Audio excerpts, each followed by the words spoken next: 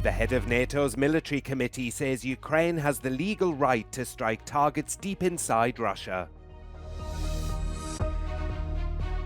Protesters in Paris denounce sexual violence in a rally inspired by a high-profile rape case. Hi, Lolita Bell with the Associated. The head of NATO's military committee has said that Ukraine has the legal right to strike targets deep inside Russia. Admiral Rob Bauer's position reflects what Ukraine's President Volodymyr Zelensky has been pressing for permission to do for weeks.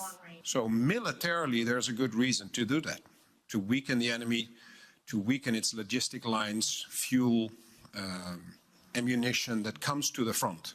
That is what you want to stop, if at all possible. Those comments come as US President Joe Biden is weighing whether to allow Ukraine to use American-provided long-range weapons to strike Russia. Biden met with British Prime Minister Keir Starmer on Friday. Anonymous US officials said they believed Starmer was seeking Biden's approval to allow Ukraine to use Storm Shadow missiles for expanded strikes in Russia. The US currently does permit Ukraine to use some American-provided weapons in cross-border strikes to counter attacks by Russian forces. But it doesn't allow Kyiv to fire long-range missiles such as ATACMS deep into Russia.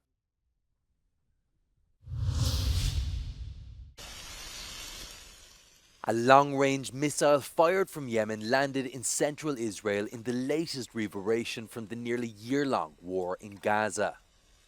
There were no reports of casualties or damage, and local authorities said operations resumed as normal shortly afterwards.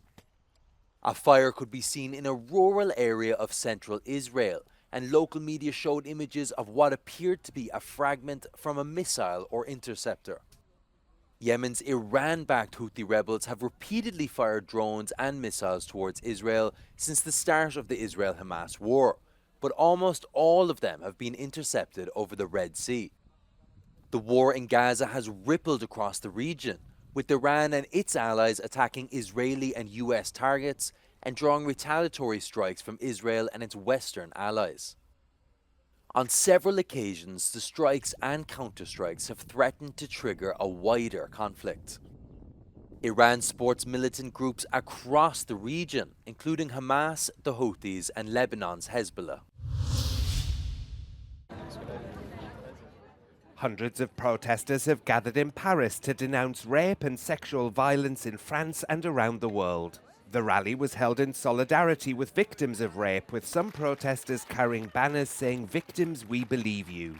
We need to talk about the rape culture and the fact that after 7 years of Me Too, we already know that there is not a special type of victim, but nowadays we are collectively realizing that there is not a special type of rapist. The demonstration was inspired by Gisèle Pelicot, the woman allegedly drugged by her now ex-husband over the course of a decade so that she could be raped by dozens of men while unconscious.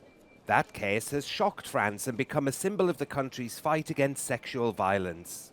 Since the beginning of the trial on the 2nd of September, Pelicot has been praised for her courage and composure. Her decision to hold a public trial, she said, was in solidarity with other women who go unrecognized as victims of sexual crimes.